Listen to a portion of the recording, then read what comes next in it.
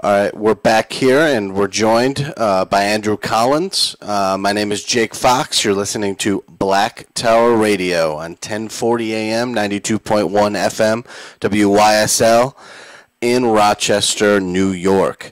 Andrew Collins has been investigating the idea of an advanced civilization existing before recorded history since 1979. Focusing on southeast Turkey since the early 1990s, he is the co-discoverer of a massive cave complex beneath the Giza Plateau, now known as Collins Caves.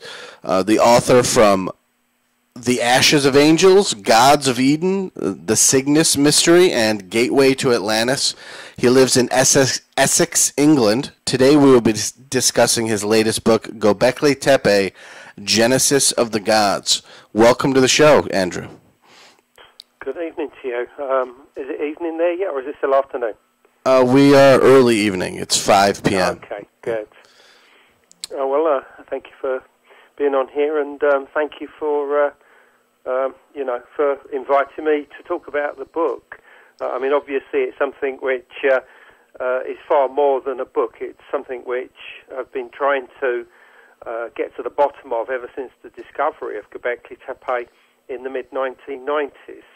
And for those listeners that don't know anything about the subject, we're talking about a monument that's like Stonehenge in southeast England, southern England, I should say, but multiplied by 20 times, and the stones covered with beautiful carvings of animals and other abstract art. But also, the stones are finished so that they have like this T-shaped termination at the top of them. This T-shape represents the head of an abstract person. And on many of the stones, there's actually like what appear to be arms that come down and slide around the front of the stones onto their narrow faces to end in long-fingered hands. Very similar to the Moai statues on Easter Island. Very similar indeed. And there are a large number of these stones within four main stone enclosures that they found so far, plus a number of other smaller monuments that they've uncovered. And this is on a mountaintop in southeast Turkey, very close to the ancient city of Urfa. And it's been under investigation by a German team since the mid-1990s. The leader is a guy by the name of Dr. Klaus Schmidt, a very forward-thinking archaeologist. And, this is, overturning everything that we knew about the origins of civilization, the origins of what they call the Neolithic Revolution, the cradle of civilization, everything, because this was constructed at the end of the last ice age, between 10 and 12,000 years ago, at a time when there was no farming, there was no animal domestication, there were just hunter-gatherers existing in this world. And yet, somehow, they all came together, hundreds, probably thousands of them, to construct this huge, great stone complex. And you've got to ask yourself why. You've also got to start asking yourself who was behind this. What was their motivation? What brought these people together?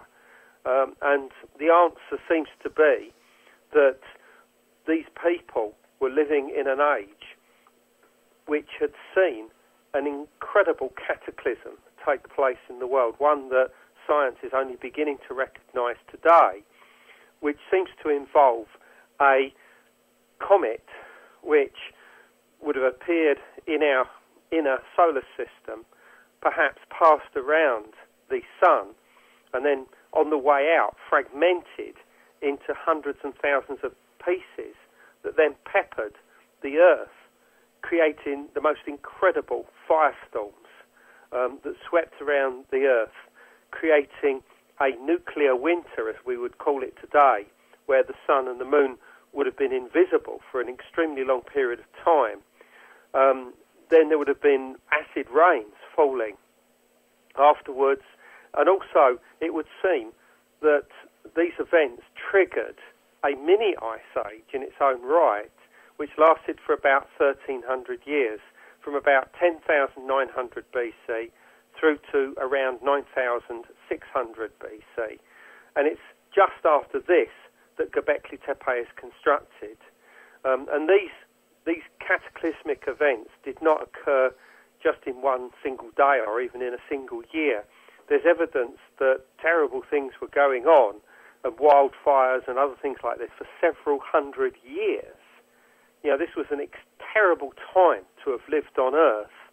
So you've got to imagine all of this occurring, and then after this, the construction of Gobekli Tepe. And undoubtedly there is a link between the two.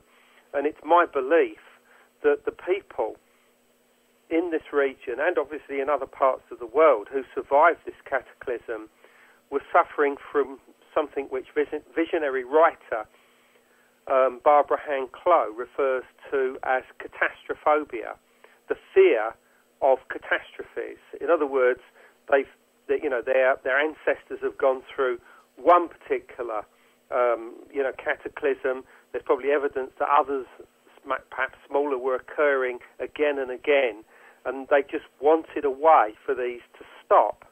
And it's my belief that the structures were created in order to deal with the supernatural forces that they believed were responsible for these cataclysms.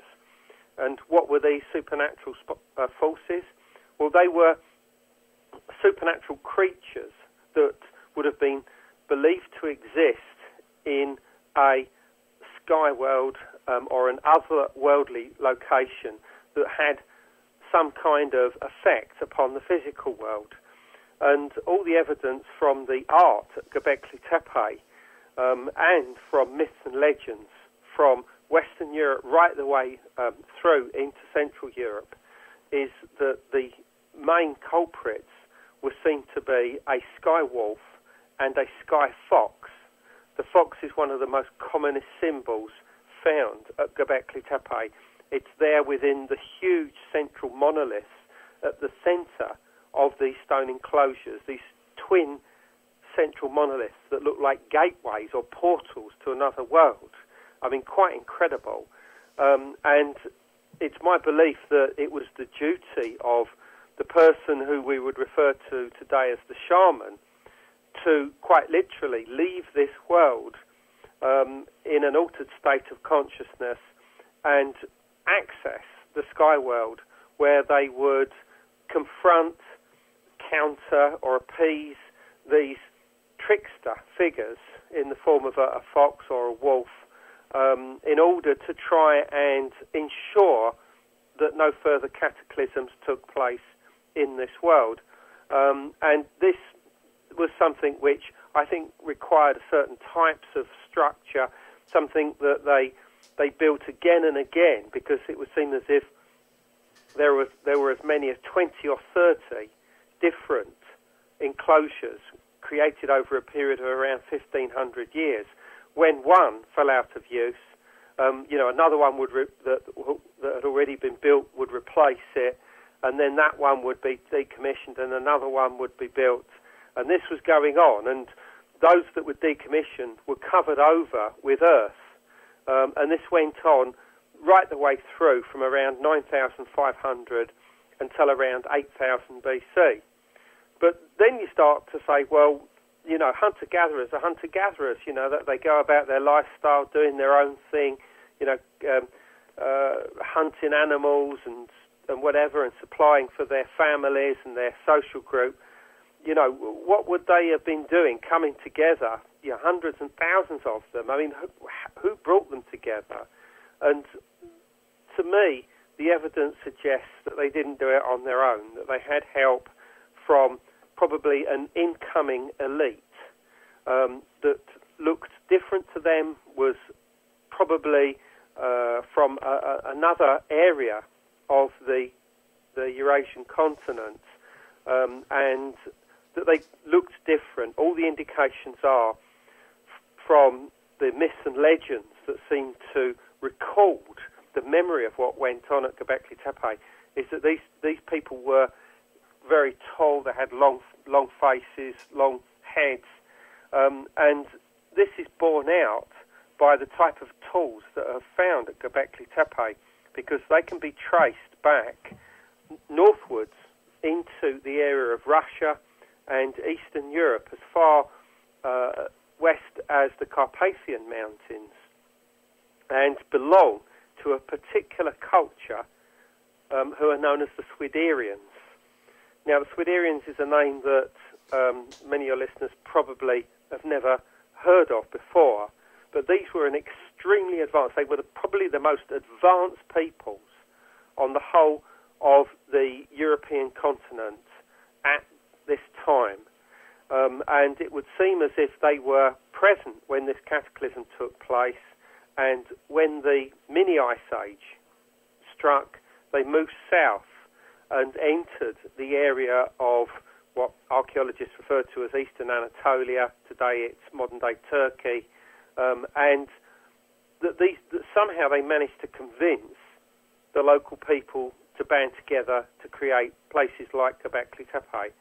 And these people, as I say, not only had an extremely advanced stone tool technology, which was inherited from previous advanced cultures that existed in Europe, but more than that, they specialised in exotic types of stone and minerals, including the black volcanic glass obsidian, and which is something which is found not only at various sites very close to Gobekli Tepe. I mean, there's a number of obsidian objects been found there that have been traced to their sources, but also the other main area of obsidian in Europe is the area of the Carpathian Mountains, which was their exact homeland. So I think that was part of their whole trading network, was dealing with these exotic forms of mineral, which included obsidian, which was a very, very, and still is, a very magical stone, which was obviously used for tools and probably had other magical purposes as well. But also, these Swiderians were some of the earliest deep miners anywhere in the ancient world, in the Paleolithic world. The time of the Ice Age. I mean, if you look in books, they had huge mining operations in Poland as early as 11 or 12,000 BC, possibly even earlier.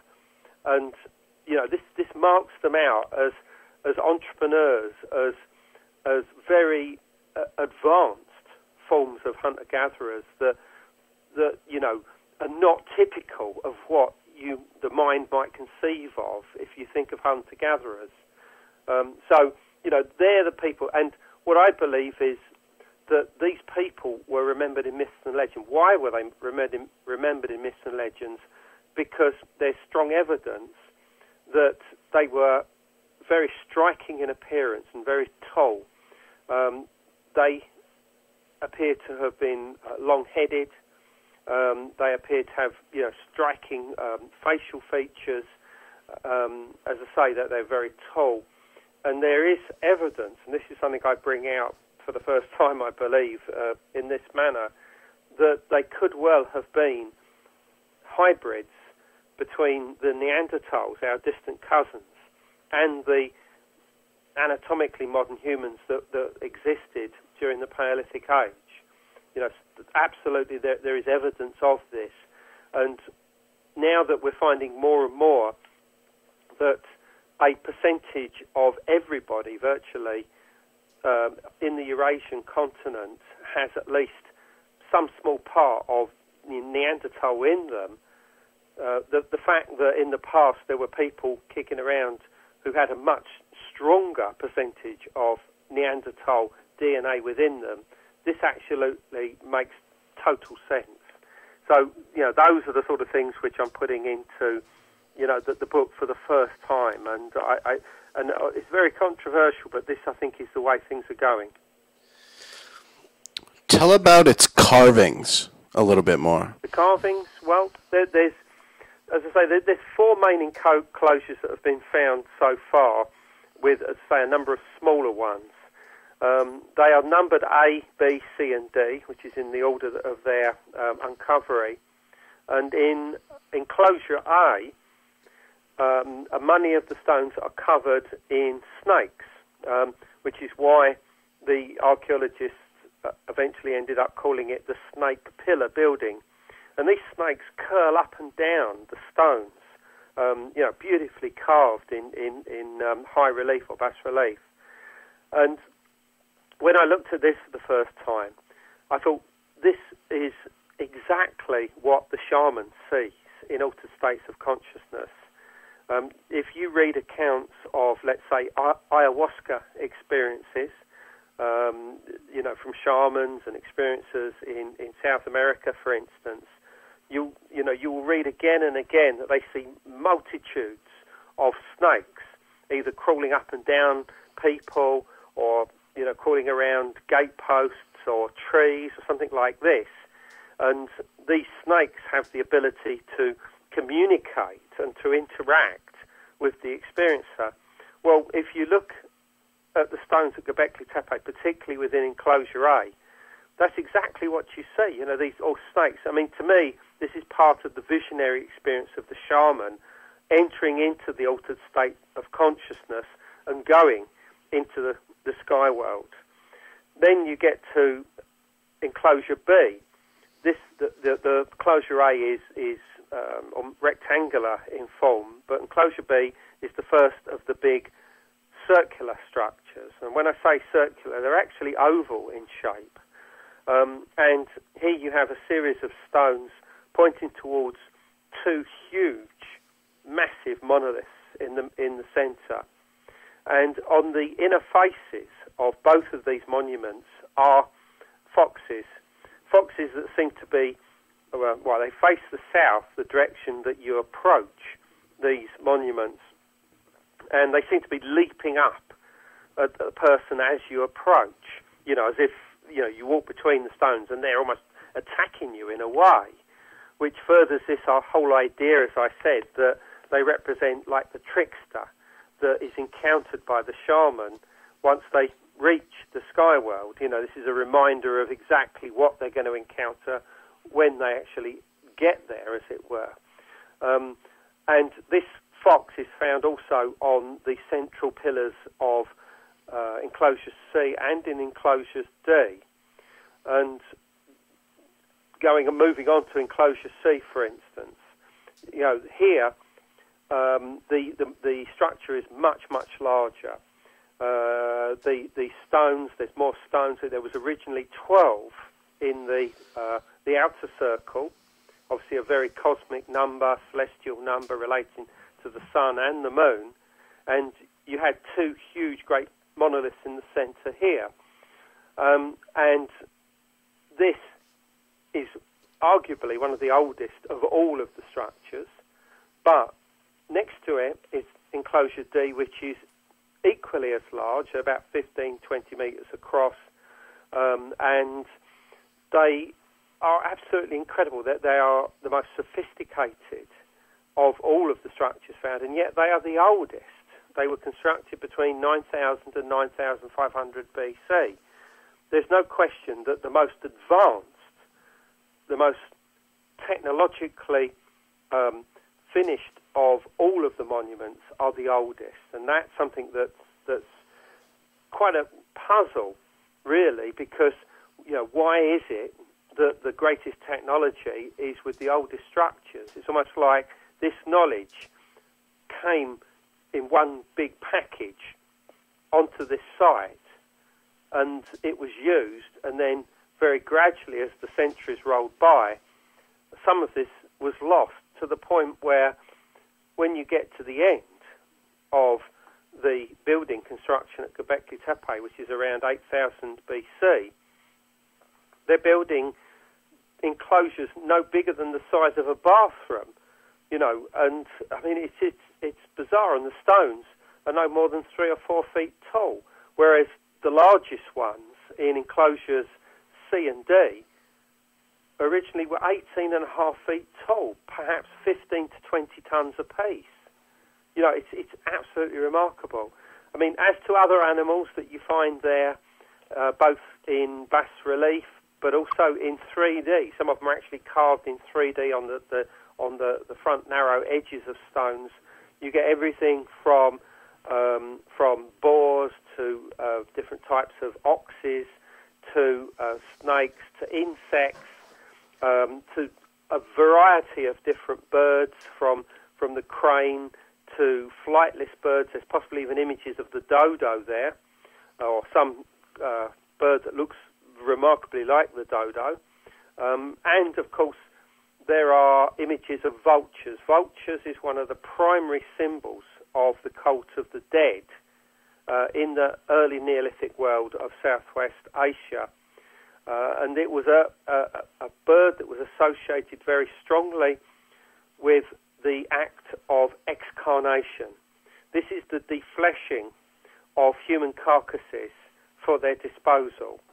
Now, that's something that we might see today as perhaps disgusting or unclean, but it was a very efficient and very clean, safe way of disposing of bodies, something that had been around probably for tens of thousands of years, even before the time of Gobekli Tepe.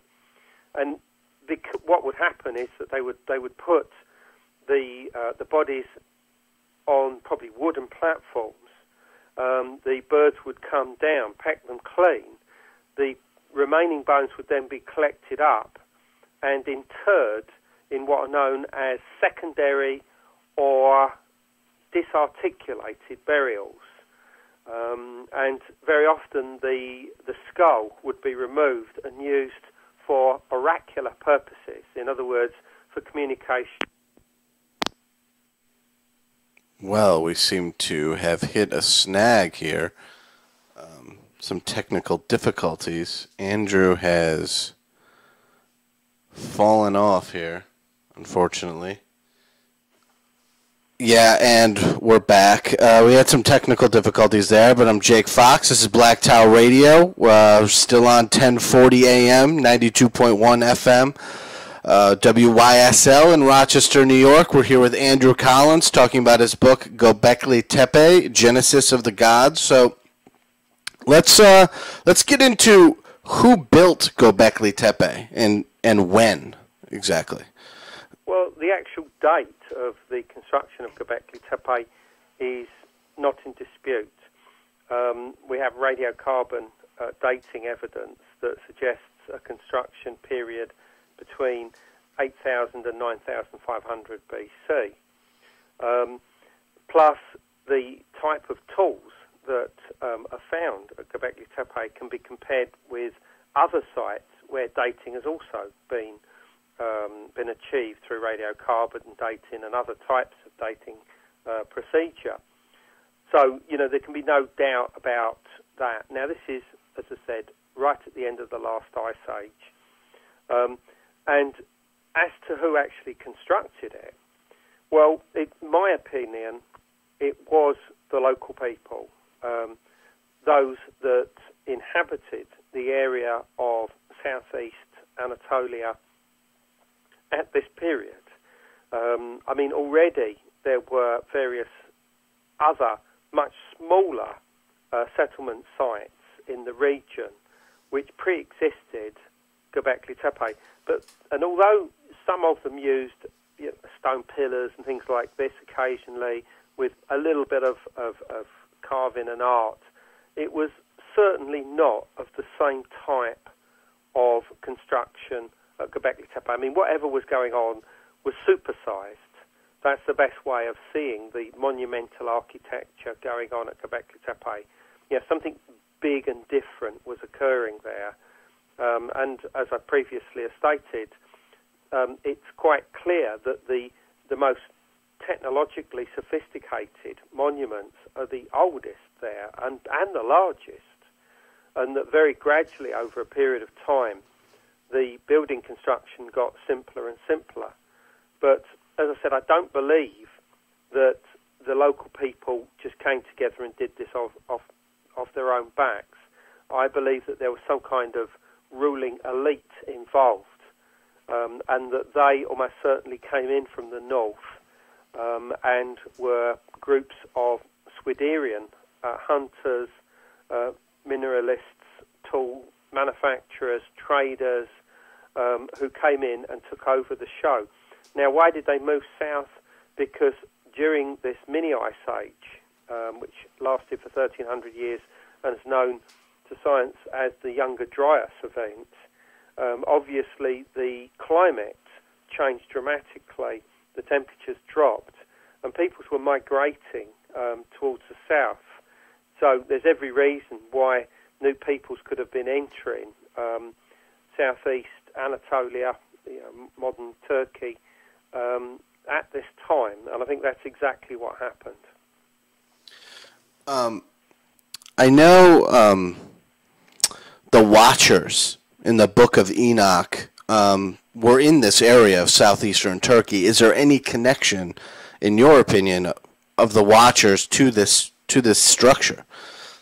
Well, the Watchers are the givers of civilization in the Book of Enoch, and they are said to have descended from this place called heaven down via a mountain called Mount Hermon, and to have taken mortal wives and revealed to them the secret arts of heaven.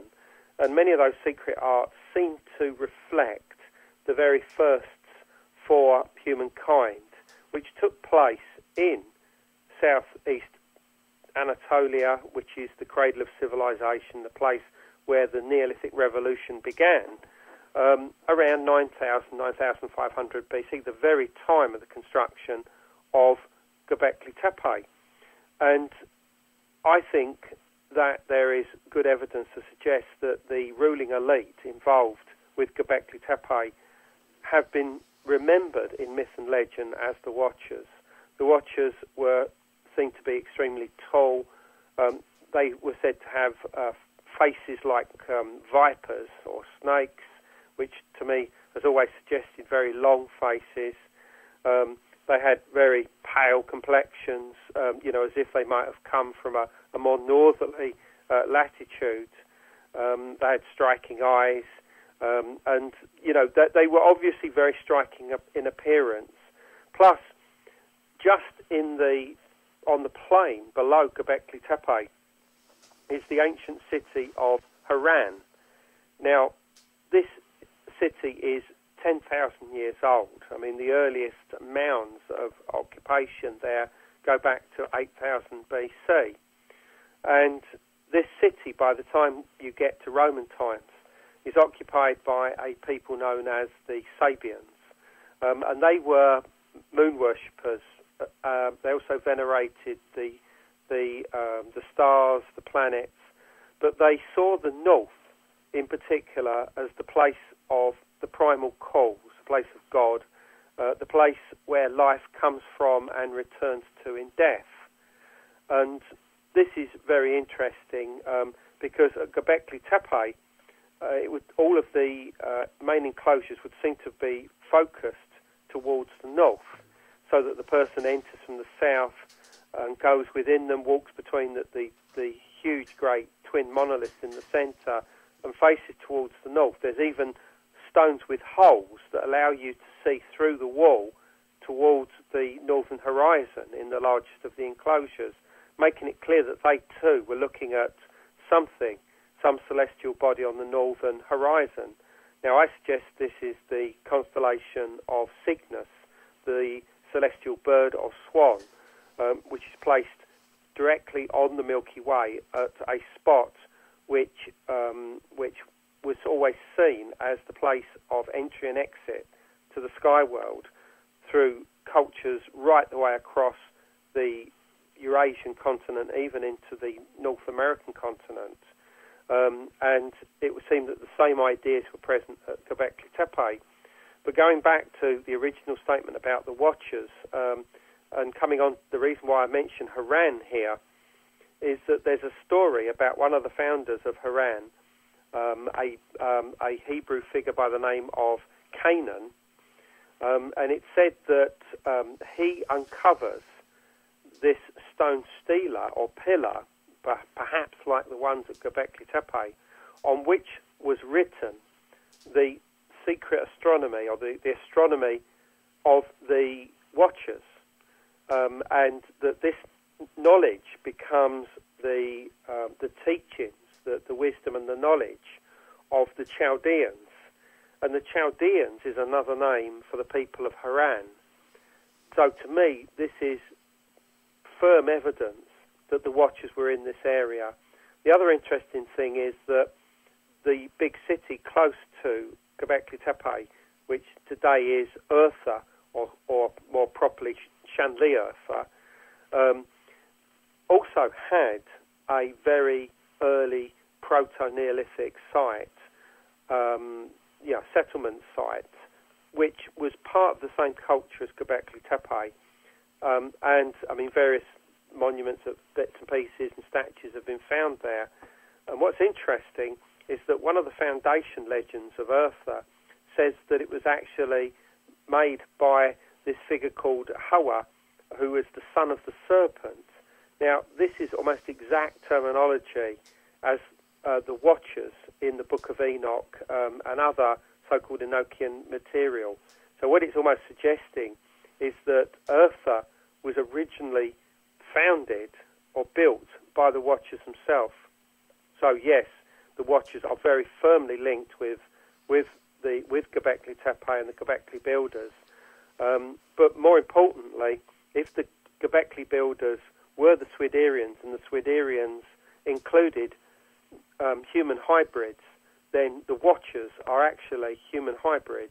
That is why they were so striking looking. How about the Anunnaki of the Sumerian tradition? The Anunnaki in many ways is the Sumerian or Mesopotamian form of the Watchers. They too would seem to have been striking looking and would appear to have had features that were almost serpent-like in appearance.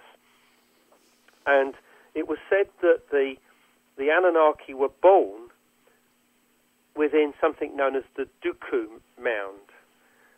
And this Dooku Mound, which was like a primeval mound of creation, was said to have been located on a mountain called Karsag. And Karsag was the home of the Anunnaki. And the description of it is that the Anunnaki had almost like a settlement that might almost be described as like a sort of kibbutz or something, like an Israeli kibbutz. It was, somewhere where they grew stuff, they irrigated the land, and, had buildings, different structures for different reasons. And, to me, this strongly suggests that we're dealing with a culture that's related to that of Gobekli Tepe. And Professor Klaus Schmidt, the German archaeologist that's done all the work at Gobekli Tepe, he has even suggested that the Anunnaki can be equated with the Gobekli builders. So, this is not some wild New Age fantasy. This is something which the archaeologists are themselves saying.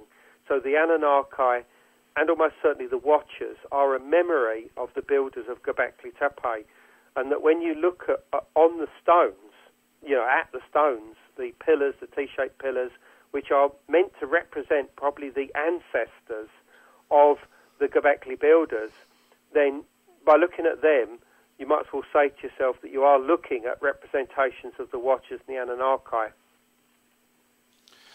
You mentioned human hybrids and the Watchers. Can you go a little deeper into the connection between the two? Well, I mean, the Watchers is something that we read about in Judeo-Christian texts. I mean, they don't exist independently outside of that, until the modern era, if you like, because it's quite clear that the oral traditions that went together to create books like the Book of Genesis, the Book of Enoch, or another strange book of the same type known as the Book of Giants, came from material that originally came out of the area of southeast Turkey, Anatolia area. And we can be pretty certain of this because it was in this area, traditionally, that Abraham, the patriarch of the book of Genesis, was born and grew up and began his journey to the promised land of God, Canaan. He set out from the city of Haran, which, as I said, is within sight of Gobekli Tepe. And obviously that journey of Abraham represents this knowledge being transmitted from the area of southeast Turkey down through into what's known as the area of the Levant corridor, into what is today Israel and the Palestinian territories, also, of course, Syria and Lebanon. And this, of course, is where these oral traditions were eventually written down, and we find them in their earliest form within the Dead Sea Scrolls.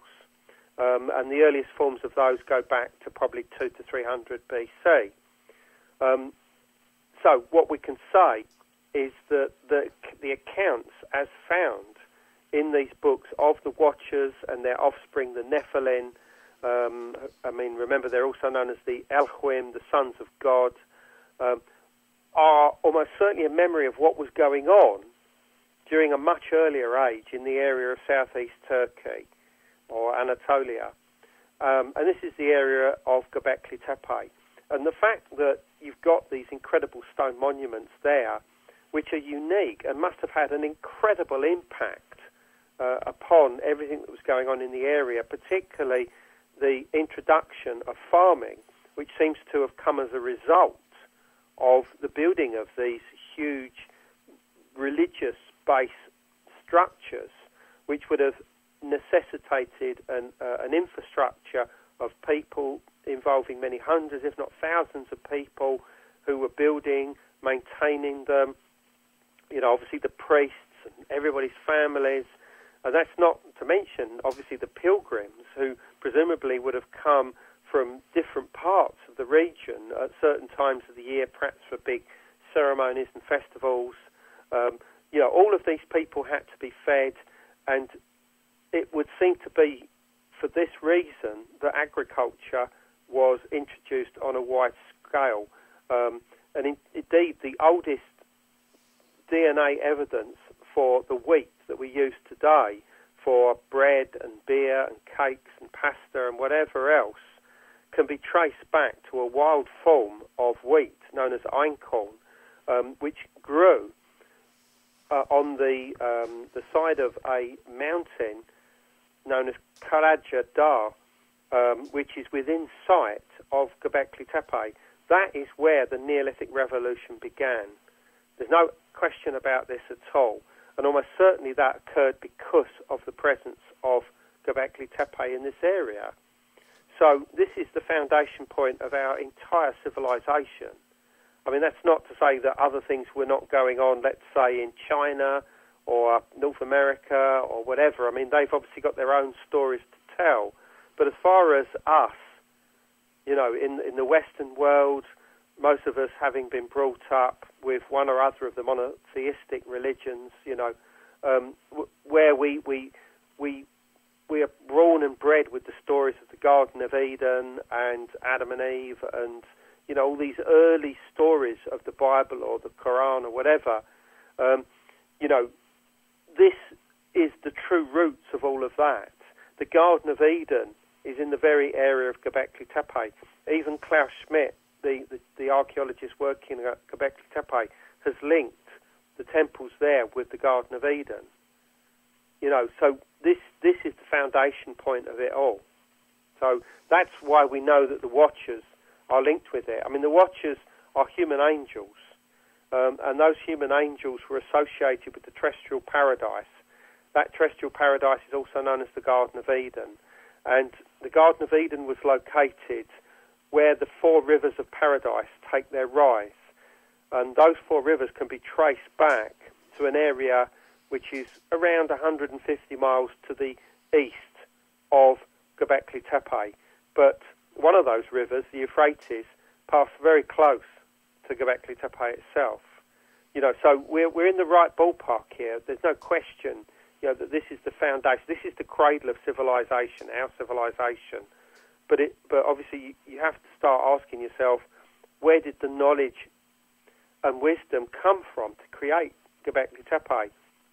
And I think that it probably came from existing very advanced cultures that existed on the Eurasian continent prior to this time in the Paleolithic Age, and that may have had their roots as early as 30 or 40,000 years ago, and that some of them, may have been very strong, human hybrid cultures as well. That's what the latest information is beginning to suggest. We're talking about Nephilim. We're talking about the Garden of Eden. We're talking about, the creation of man stories in Genesis. I mean, yes, absolutely. Does the Garden of Eden really exist? Yeah, absolutely. Yeah, I mean, Eden as a land gets a few mentions in the Old Testament outside of the Book of Genesis. Anyway, I mean, it's talked about in the same breath as Assyria or Babylon or Haran or any of these places. So it definitely was a geographical location. And when you follow the very simple directions that are given in the Book of Genesis as to where it was located, it leads you directly into the mountains to the east of Gobekli Tepe, which are known as the Eastern Taurus Range. And then there's a big plain known as the Plain of Mush, and which I believe is probably the actual garden itself. And then to the north of that are what are mountains known as the Armenian Highlands. And this is it. Everything, all the traditions are there.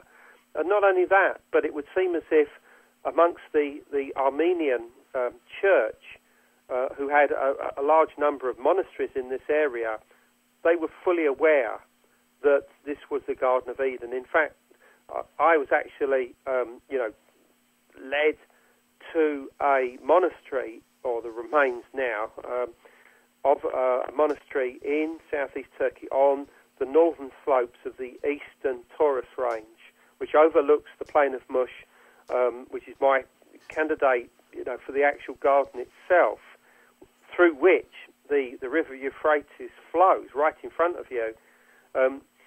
And the monks there not only believed that their monastery was in some quiet corner of the Garden of Eden, but that they actually even had a holy relic which they believed was from the terrestrial tree of life.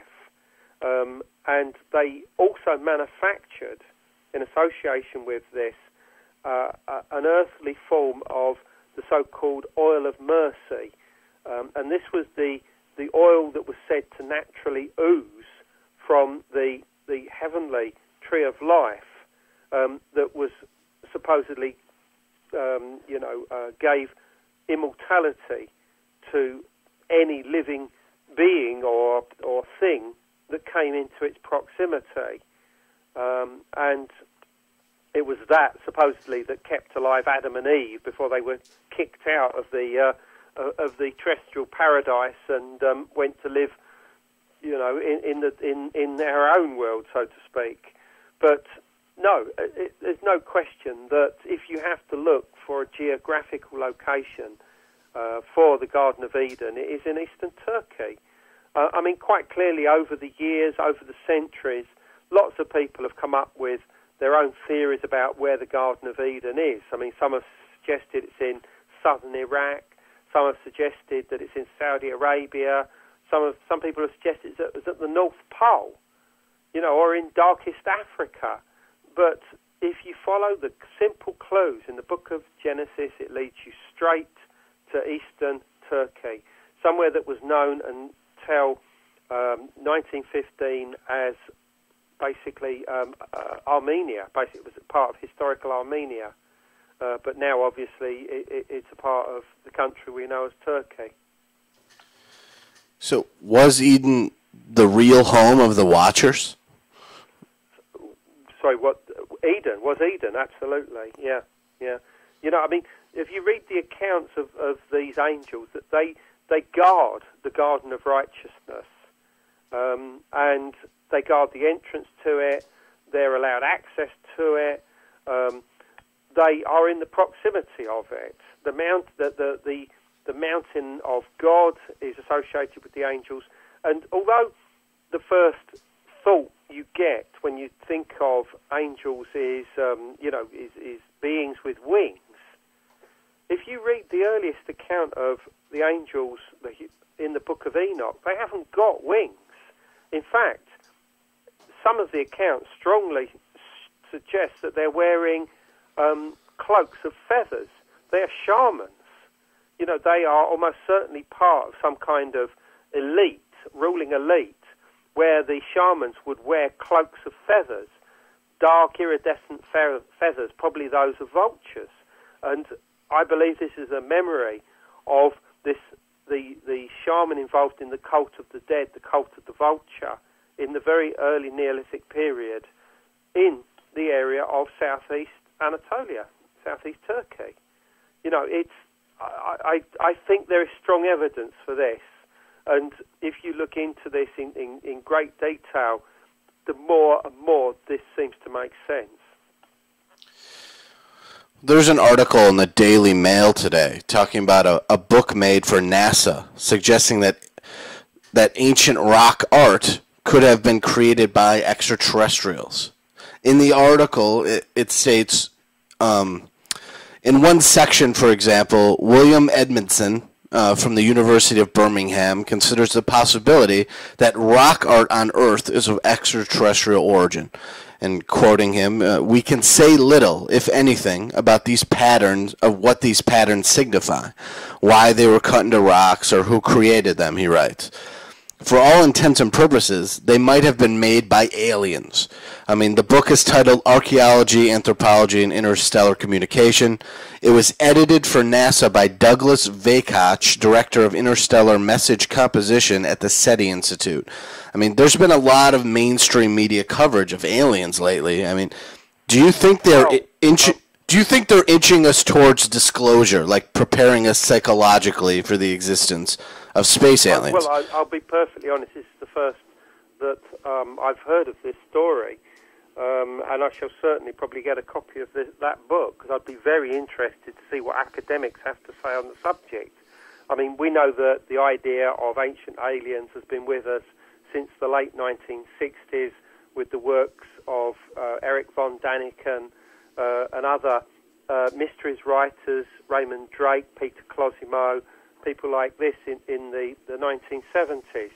And it's a subject that's absolutely fascinated me for many years. In fact, I probably would not be writing about Gobekli Tepe today if it had not been for reading Eric von Daniken's book, Chariot of the Gods, and I'll happily admit that. I mean, as to whether rock art itself is representations of extraterrestrials, or that it may actually have been created by aliens themselves, I find that a little bit more difficult to handle, in all honesty. I would need big evidence to believe that, in all honesty. However, almost certainly what you are seeing in rock art is what the shamans are actually seeing within their altered states of consciousness, where they themselves believe that they are travelling to a sky world that exists amongst the stars of the Milky Way, in particular the area of the Cygnus constellation, which was seen as the entrance and exit to the sky world. Remember, these people believed that life began in the stars and returned to the stars in death. So in other words, the physical body itself was not the vehicle that carried you from the stars to here. It was the actual, what we'd call today, the astral body, or the soul, or the spirit. So if that's the case, and the rock art is what the shamans see, then it is very possible that some of what they actually portray within this rock art could be of extraterrestrial origin. Clearly it's in some kind of symbolic or abstract form, but there is no reason to doubt that that is a possibility. So, in some ways, what these scientists are actually saying is probably true to some degree. But on the other hand, the idea that they may have been done by aliens themselves, I find that a little bit difficult to comprehend personally. Before we go here, I wanted to get your take on this idea that there's a convergence between what aliens have been found doing on Earth and transhumanism. Both seem to be aimed at human genetics. I mean, you see alien abduction stories all the time of people's reproduction systems being messed with and blood being taken. And, transhumanism with GMO food and all of that stuff. I mean, do you see a link between the two?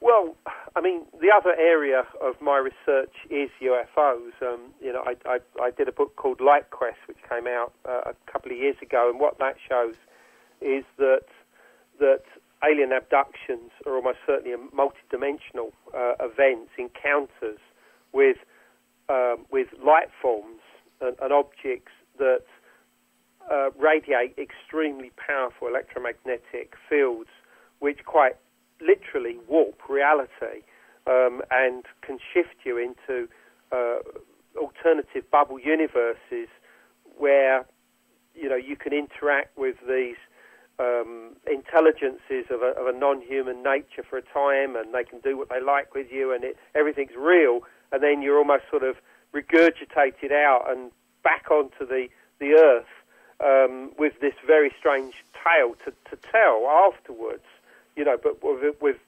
obviously very little physical evidence to be able to prove exactly what happened to you.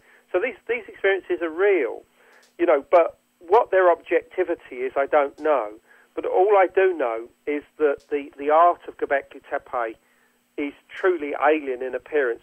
When you first go there, as I did back in 2004, when there was virtually nobody there whatsoever. Well, there was nobody there. I mean, I had to walk across hills and fields for about 2 miles to get there because there was not even any route to get there. And when I got there, the only people that turned up were a couple of tillers of the land that were the ones that actually discovered it back in or just kept discovering bits and pieces of carved stone in the 70s and 80s. You look upon these stones, these pillars, and they are so alien and strange that you strive to try and understand the mindset of these people. I mean, it's not like going into a Greek temple or an Egyptian temple or some religious structure in some other parts of the world where, although you might not know exactly the names of the deities and the gods and the goddesses, you get a good idea of what's going on. When you go to Gobekli Tepe, you look at a mindset that's absolutely different to our own, one that might as well be alien. So there is no reason why these people could not have been in touch with intelligences of a non-human nature that were not from this earth whatsoever. And the other thing on top of this is that we have to start considering that human hybrids played an incredible role in the rise of everything from astronomy to monumental architecture to the rise of civilization itself. And this is something which I'm writing about again now and will probably continue to do so for a while. So here you have the mixing of genetics again, and that mixing of genetics between different types of human species may well have been the trigger for the rise of civilization itself. Is Gobekli Tepe the oldest built structure in the world? It's the oldest built structure that's accepted by science, yes, absolutely. I mean, people might say, well, what about the Sphinx, or what about Gunung Padang in Indonesia, which has recently been producing dates in the region of 15 to 20,000 years? Or what about Tiwanaku in Bolivia? You know, the huge, great megalithic structures there with its beautiful carved stones. Yes, there is a chance that some of these sites may be as old, but this is speculation at this time. There is no speculation with Gobekli Tepe. That is 10 to 12,000 years old. That's what the archaeologists tell us. You know, so nothing is in dispute. It is the oldest stone temple complex in the world, and it's the most fascinating as well. Well, Andrew Collins, this is a fascinating conversation about a very fascinating subject. I thank you for coming on the show, taking the time out to enlighten my viewers and listeners on what's maybe part of our human history. Absolutely. But everybody go out and get this. Obviously, if you're interested in reading the book, Gobekli Tepe, Genesis of the Gods, you can get it from Amazon, Barnes & Noble, or contact me, andrewcollins.com. I'm selling copies myself, and I'd be happy to hear from any of your listeners about Gobekli Tepe. If they've got any thoughts themselves, I'd only be, too happy to hear from them and respond. Very good. Thank you again. Was a pleasure. Right. Thank you very much. All the best. You too. Bye.